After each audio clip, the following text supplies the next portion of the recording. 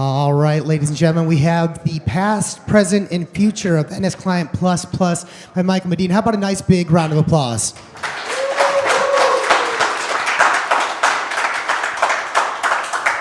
My name is Michael Medin, and I'm going to talk a little bit about NSClient. And one important thing to understand about me is, unlike you guys, I'm a developer.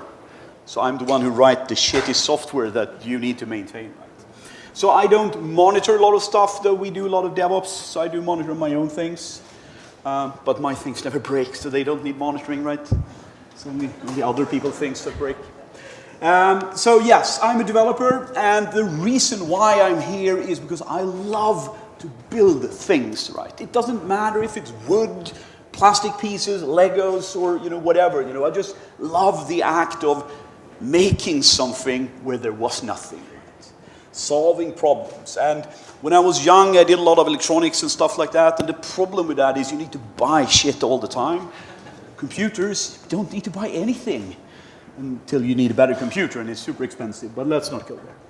So my mental idea for this presentation is kind of like what's new, and if you want to do something what's new, then it's kind of like since when, right? And NSClient's been around for a long time, like a long time. So 20 years-ish, I don't know actually. But at some presentation someday I said a date, so I'm going with it. I have no proof of that. But it's been around for a long time. So I thought, maybe last time I was here, but we hadn't even invented widescreen then. So that doesn't make sense either, right? That was equally long, so that's how old I am. So what I'm going to do is kind of focus on what I call the last 24 months. Because that's when other people think NSClient was resurrected. NSClient was not really dead, but we'll go into that in a bit. And I usually blame the hiatus, if you will, on kids, family, and all that. It's not strictly true because my daughters, they are lovely and do not really take up a lot of time. But what does take up a lot of time is building stuff. And I'm not just talking about Legos and wood now, I'm talking about building things for Windows. Because Microsoft hates developers. They make it super, super hard to build software for Windows. So I had this wonderful virtual machine that I've had since the dawn of time, passed on from one computer to the next throughout the eons, right? That built NSClient perfectly. And until it didn't. And then I sat there saying, like, what do I do now? So I started to build a new machine that could build NSClient perfectly, and realized that building things for XP is almost impossible.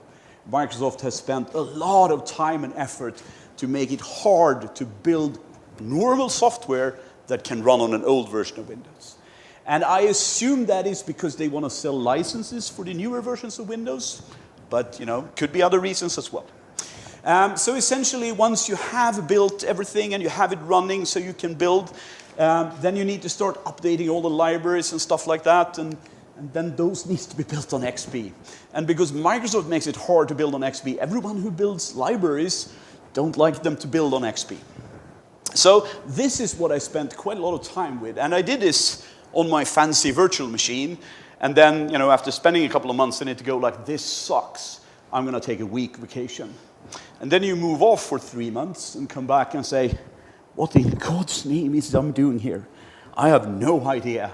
And then you need to start this process all over again because you've forgotten everything you did, right? And once I've done this for, 6, 7 times, I kind of figured I need a better out, right? And that's kind of what happened about 2 years ago.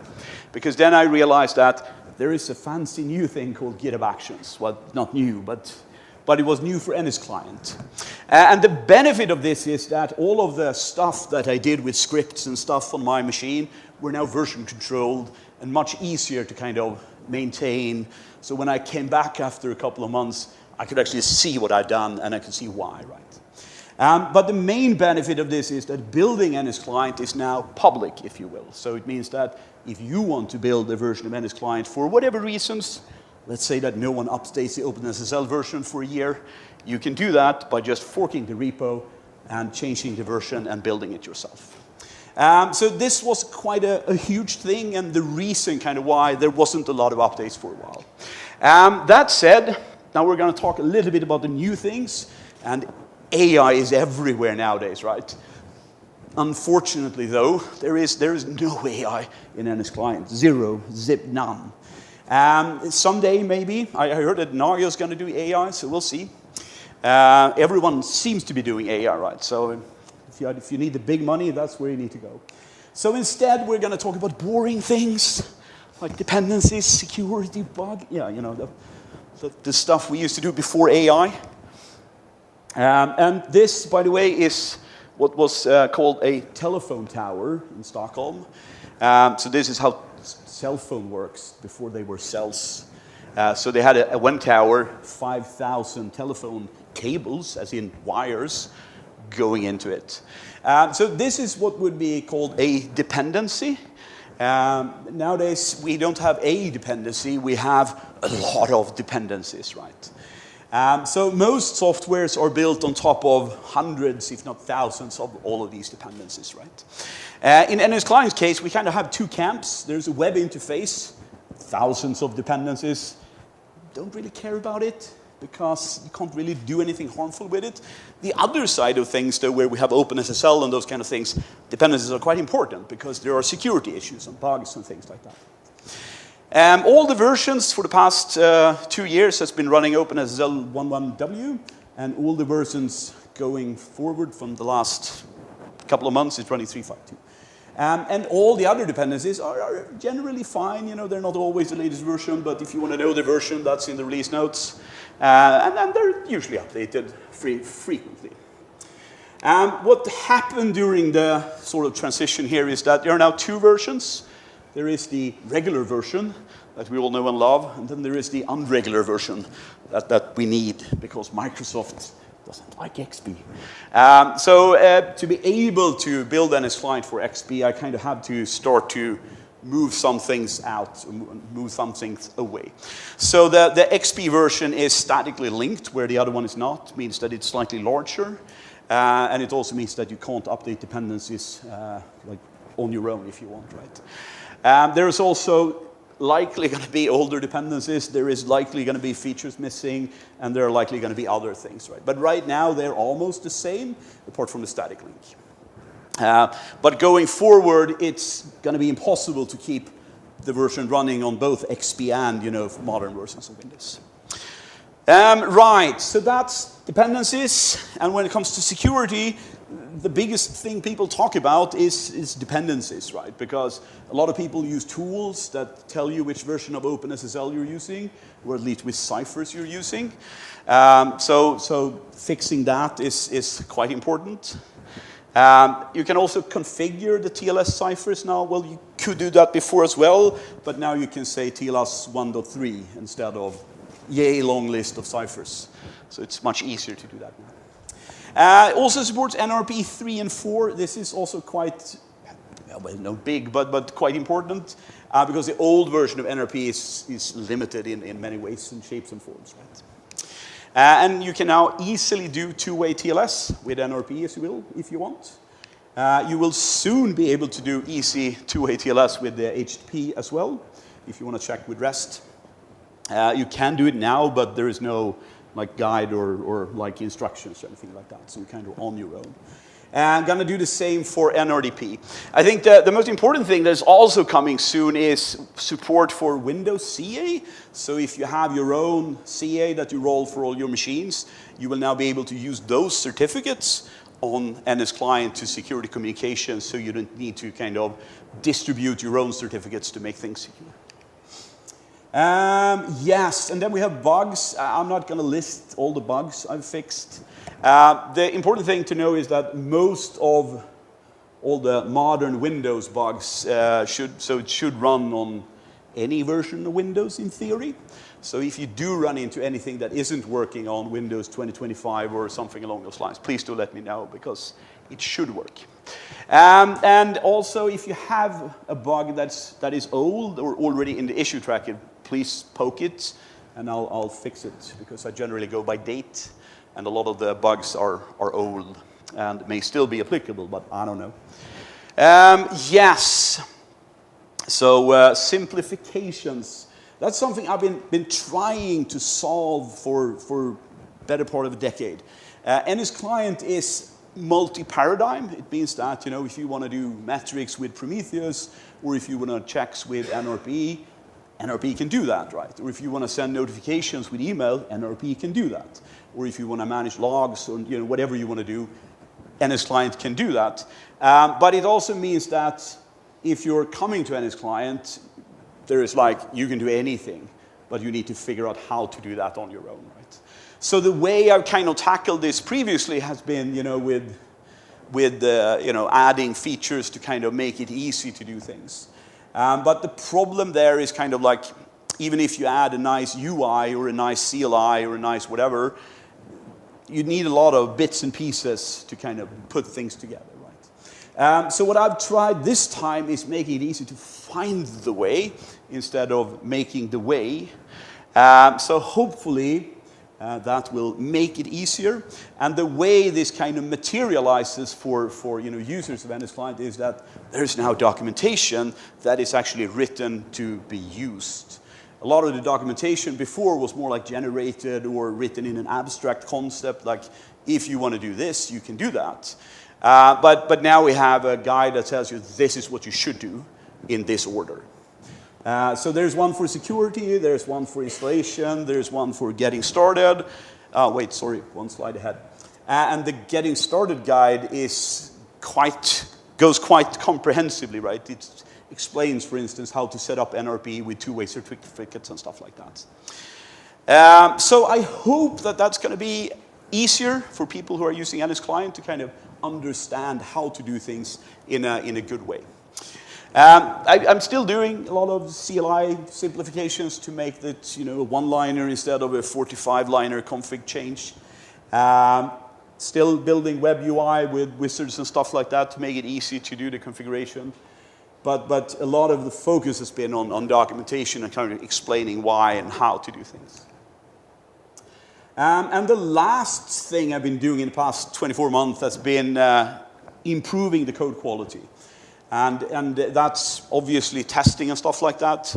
But a lot of the testing before was done, you know, by NSClient on NSClient, meaning if there was a bug somewhere, it was likely going to be in both places, right? So now all of these tests are kind of run on top of NSClient in a more integration fashion, right? So the installer tests are actually installing NSClient on virtual machines and stuff like that. All of the REST tests are running by, you know, an external client to ensure that everything is the same, right? Same thing with NRPE. The tests are now actually using the Nagios version of NRPE, if you will, right? So hopefully things are going to be a lot more stable going forward. Not saying they've been unstable before, but there have been some bugs that kind of popped up and popped out of different versions over the years. Same thing is going to come soon for NRPE and, you know, other places as well. So as I said, this is kind of a focus. And with that, we've kind of technically reached the end of the presentation. But, you know, I figured, you know, the Nagios people would be mad at me if I just did a 10-minute talk. So I'm going to stretch it a bit, right? So this is just a filler. And this is essentially something that's been bugging me throughout this hiatus. Because a lot of people, they go there and say, oh, NSClient is dead. And I go, no, it's not. But it's kind of hard to, you know, say that because essentially other people are relying on the features, right? Whereas I'm trying to make that happen, but not always succeeding, right? So kind of thinking about how does this affect me as an open source developer, right? Because I don't have a big company or, you know, a team of developers somewhere that can do things. It's me doing things, right? So I read this blog post by GitHub a couple of months ago, I think it was, where they talked about the state of open source. And it really vibed with me because it kind of, this is, I think, the biggest problem that's going to hit open source in the next few years. Because as an open source developer, what we're seeing is that new, younger people aren't entering the open source space. And a lot of the older people are kind of just staying on, right? So they did, TidalIF is a company that essentially sells open source, if you will. They have like, you know, So this is probably advert somewhere, but it's an interesting survey. So essentially what they found was that the age or the number of maintainers in the age bracket 45 to 60 or 46 to 65 has doubled since 2021, right? And at the same time, the number of contributors in under 26 has dropped from 25 to 10%, right? So essentially what we're seeing is the bell curve of open source developer is just getting older and older and older and older at a quite rapid pace, right? And unfortunately, age is a terminal disease, if you will, right? So at some point, there's going to be less and less of these people, right? So, sometime, somewhere we need to start thinking about who's going to maintain the future of all these open source projects, right? And this is kind of what I've been looking at a lot, like how can I make it easy for someone else to build NSClient if they need, right? If their infrastructure is relying on NSClient, how can I make the transition from, me to someone else easy, right? Not that I'm planning to die, right? It's just kind of like one of those things that you ponder. And what you see quite a lot, I'm currently doing a lot of Rust development, so I see this like on a weekly basis, right? This is someone who went like, nailed it. They did one release back in 2021. It was perfect. No bugs, no issues, nothing ever needed to change ever again, right? And this is something you see all the time when you go to open source projects in GitHub or other places. And if you come here in April 2021, you go like, nice. And then this is a dependency and something you're going to be using up until today, because you're not going to look at all these 1,000 dependencies, right? You're just going to assume that someone is maintaining them. But that's not always the case, right? There is a lot of outdated and old things that is just lying dormant that no one is really taking care of. And there's a lot of people who just solved the problem and moved on. And the reason I know that is because a lot of these, if you go there and create an issue, no one is going to reply, right? If you create a pull request, there's going to be no one to approve it. And then we have the NPM issue a couple of years back, right? Where someone essentially pulled an NPM package, and that kind of broke a lot of the other packages that depended on it. And then there was was it XZ backdoor, like 1-2 years ago, where, allegedly state hackers infiltrated an open source project for years and years and years to be able to push a backdoor into SSH, right? And these are not isolated incidents, right? These are happening all the time. There was one like a couple of weeks ago where someone accidentally clicked the link in an email, and someone took over their NPM account and added a lot of like crypto miners and stuff like that to popular packages. So I really think that open source is in a dangerous place right now, right? Because there's a lot of people that are getting older. There's a lot of attacks on the supply chains and all of the infrastructure that kind of builds on top of open source. And these things scare management, right? So I think there's going to be a lot of people who are going to be, in the next few years, going to be saying like, maybe open source is not the place to be, right? Because we want it to be secure, we want to be trusted, we want to know what's happening, right? And I was here before open source. I know how bad that was, right? Don't want to go back. And literally every single line of code that I've written in the past 15, 20 years has been built on top of open source, right? All the platforms, all the libraries, everything we do is building on top of this open source thing, right? So I think it's important to remember that this is how all the applications look like, right? And the guy in Nebraska, he likely needs help, right? So please do help out that person in Nebraska. And go to your managers and tell them, hey, I want to spend 1 hour every week, 1 hour every month, whatever, to help out small open source projects that need help, right? Because there is a lot of them. And again, I'm not trying to get people to help me out. I'm doing good. But there is truckloads of small independent developers out there that is just doing a lot of the heavy lifting that other people are kind of depending on.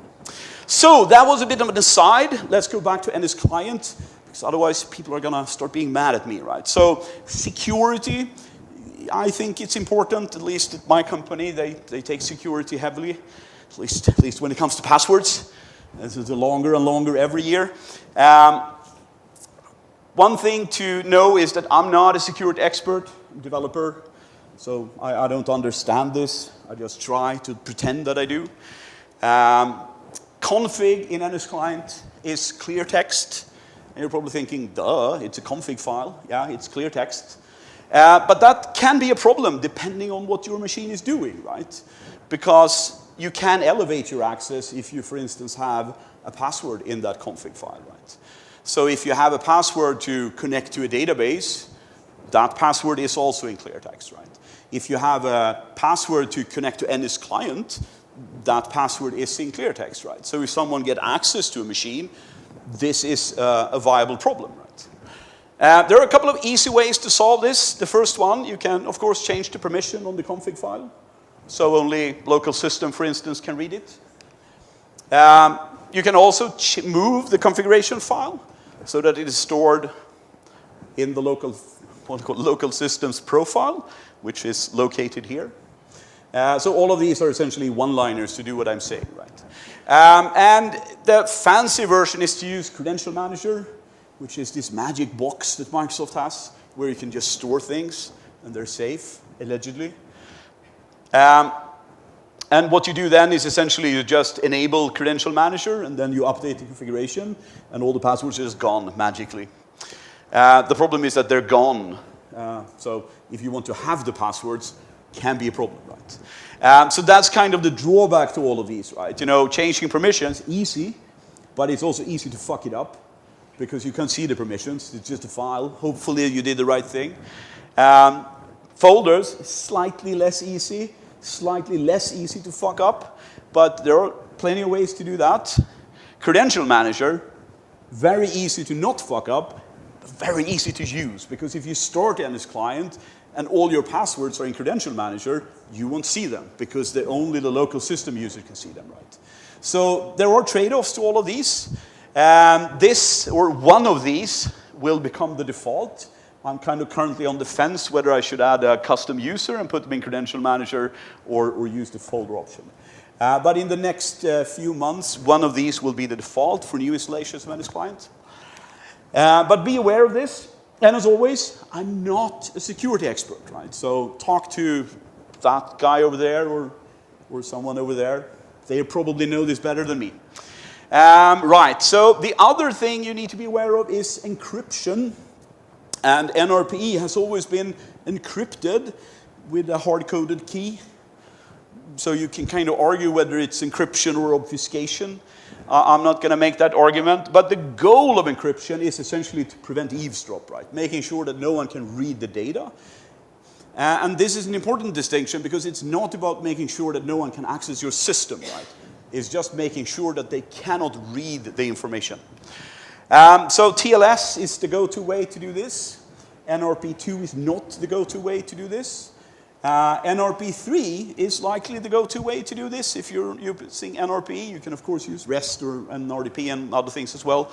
But be sure that you're actually using certificates, because otherwise it's just another hard-coded key you changed for. Well, it's not hard-coded, but still it's a static key, right?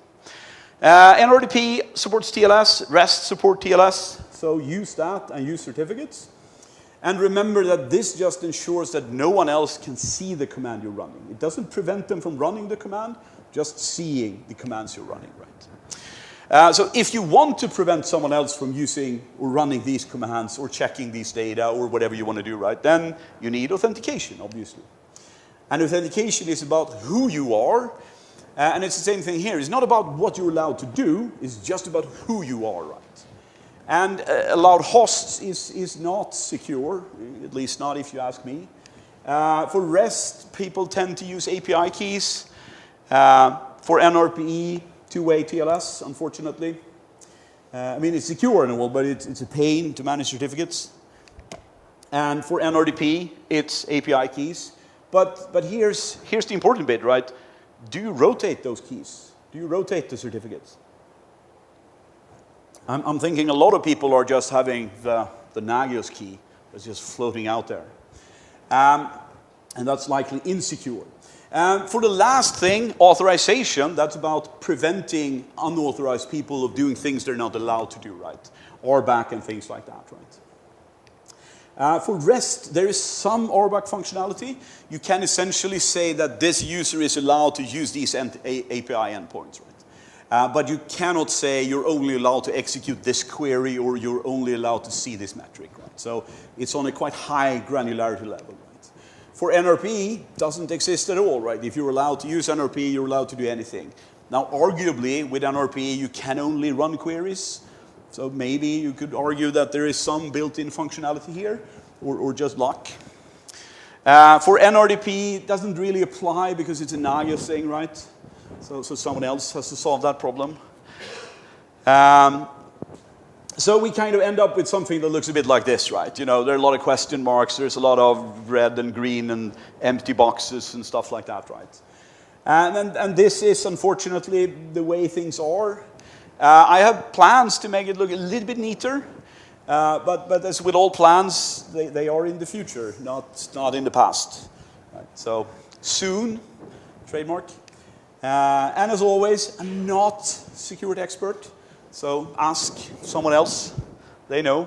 I'm just happy standing here talking. So how do we actually do this, right? Let's say we want to do NRPE with two-way TLS to make sure that we have secure configuration and everything is the way it should be. Well, certificates, at least to me as a developer, are always a pain. That said, for me as a developer, nowadays I use what's it called, Let's Encrypt, and then someone else takes care of the certificates. But that's probably not going to work for you, right? So essentially, we're going to need a CA.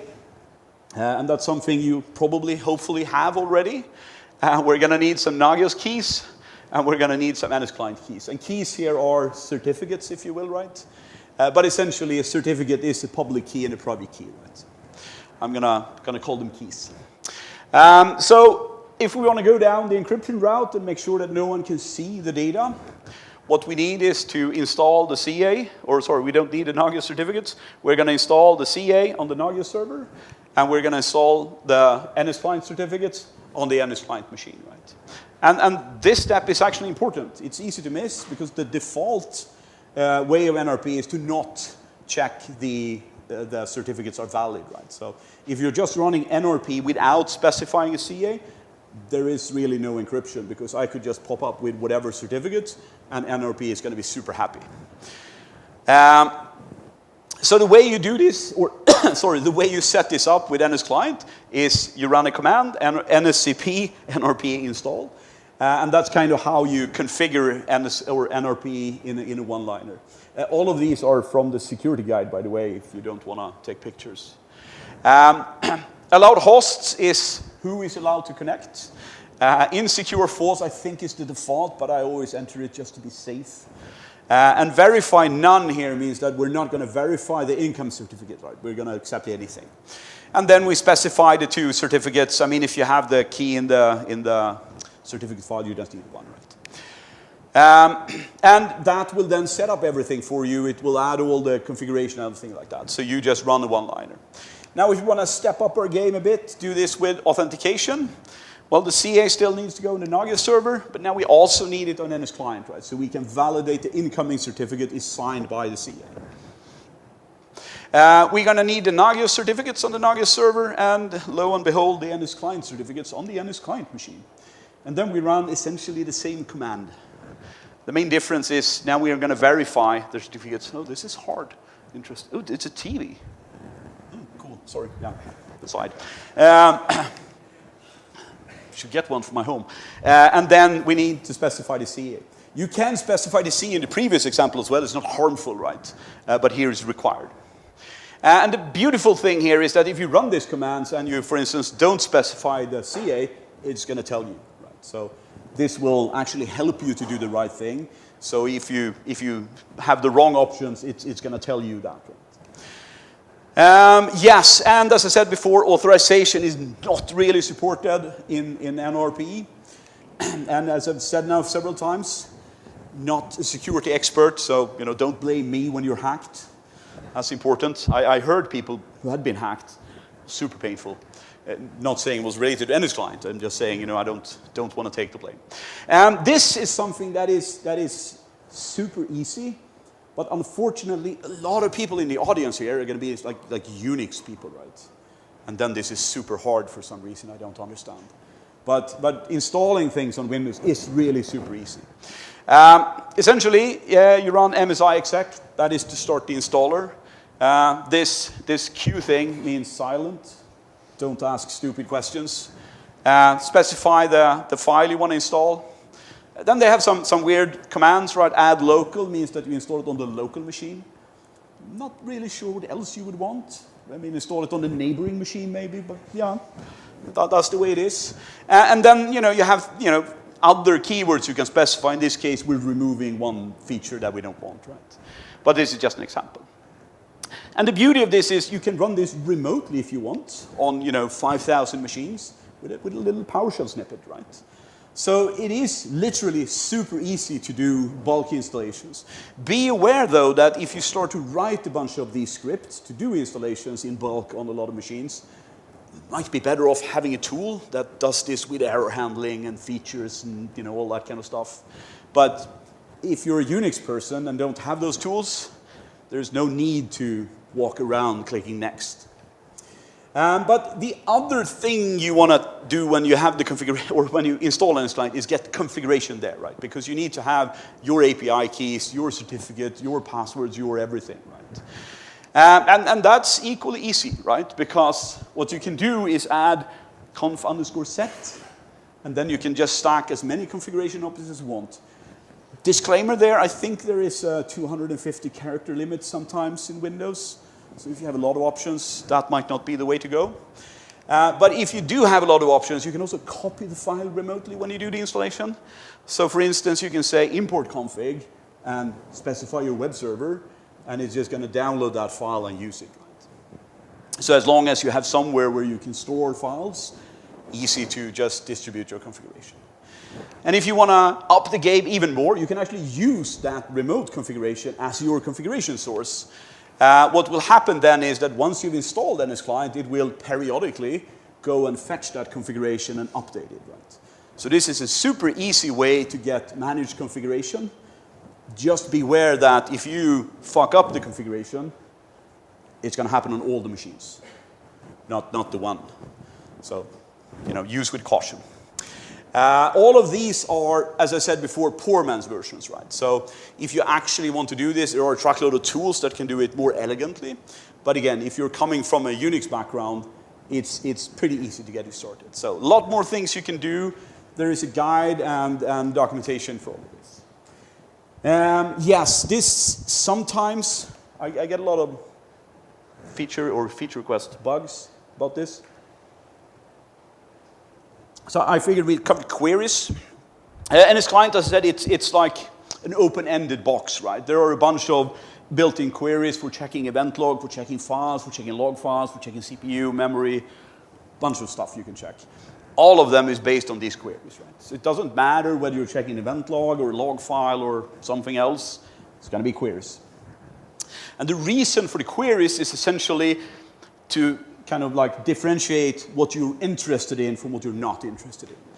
Event log is a good example. There are millions of event log messages being created every second, right? It just spews data at you, and you generally don't care about much of it because, unfortunately, with Windows, half the event log are just garbage. So if you filter out all the errors, for instance, you're going to get a lot of garbage, unfortunately. So the goal of the filter is to kind of say, what am I interested in, right?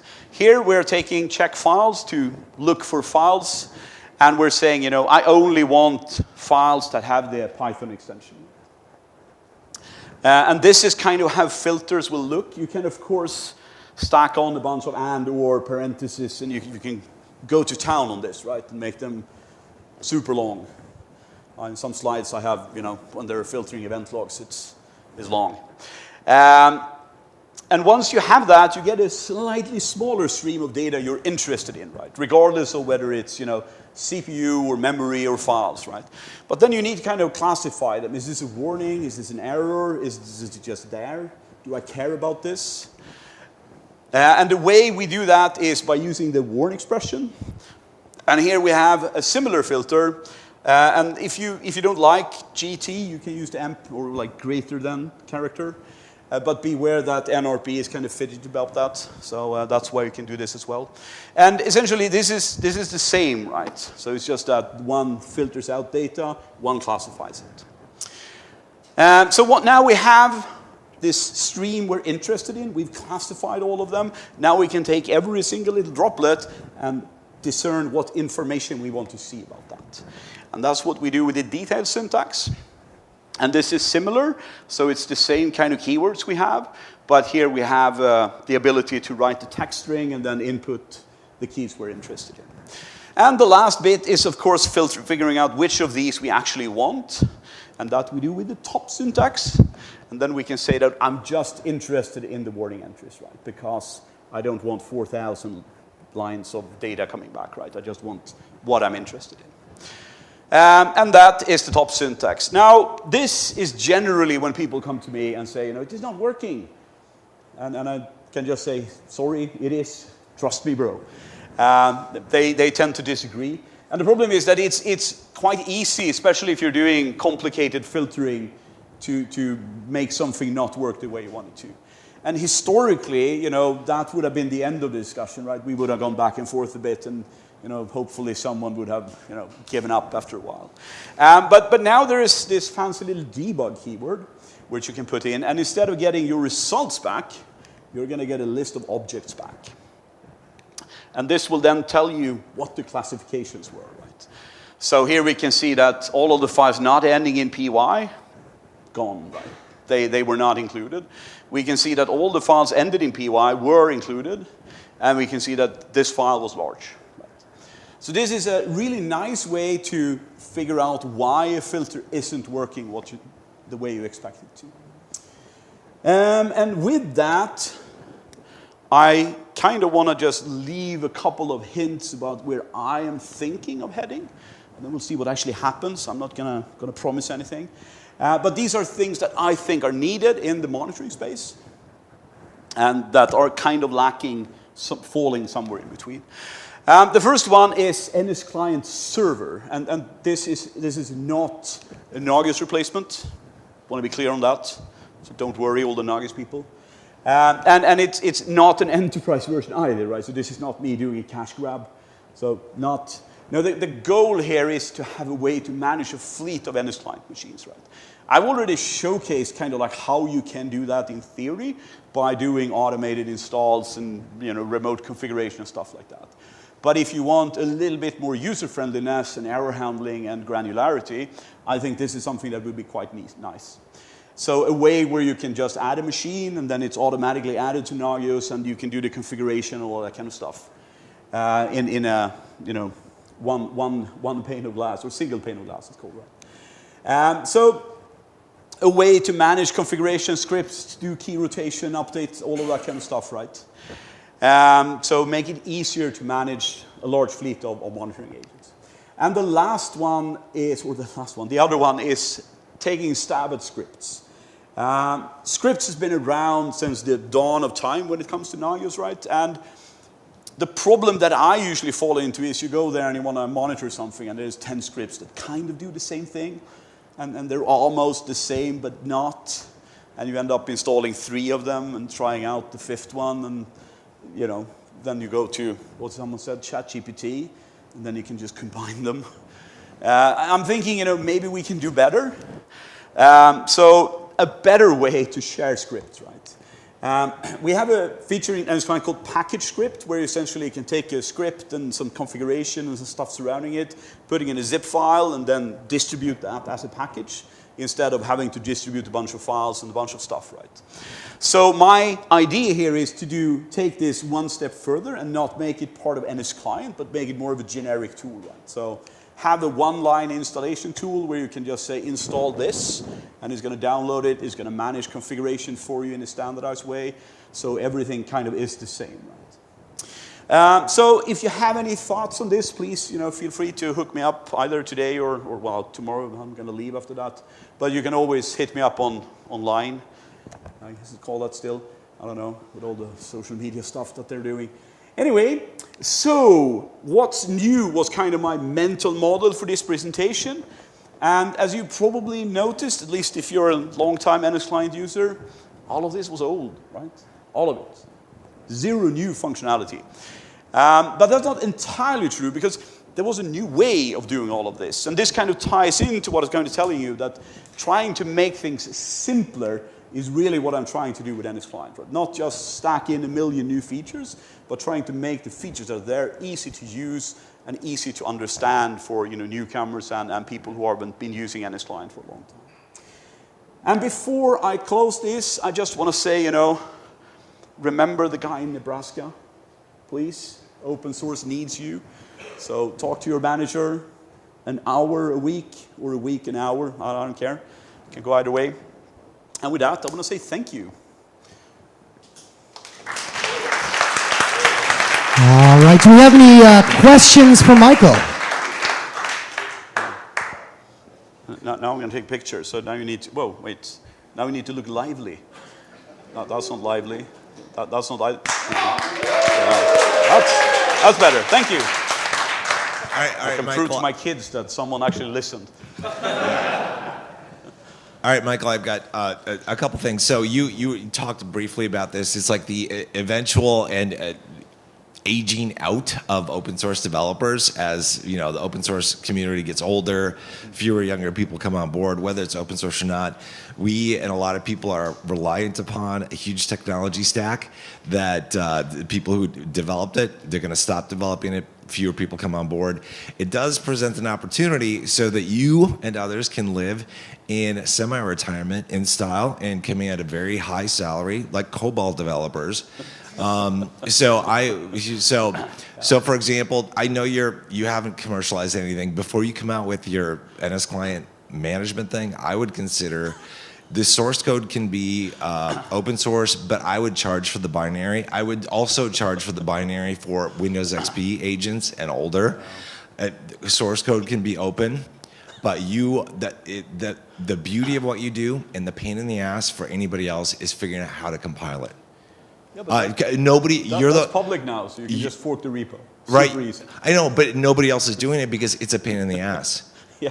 So the code might be open, but you are delivering the binary. I know you're not a commercial. I would do this, fund your retirement in wherever you want to be, because there are going to be a lot of. So a question for you is this.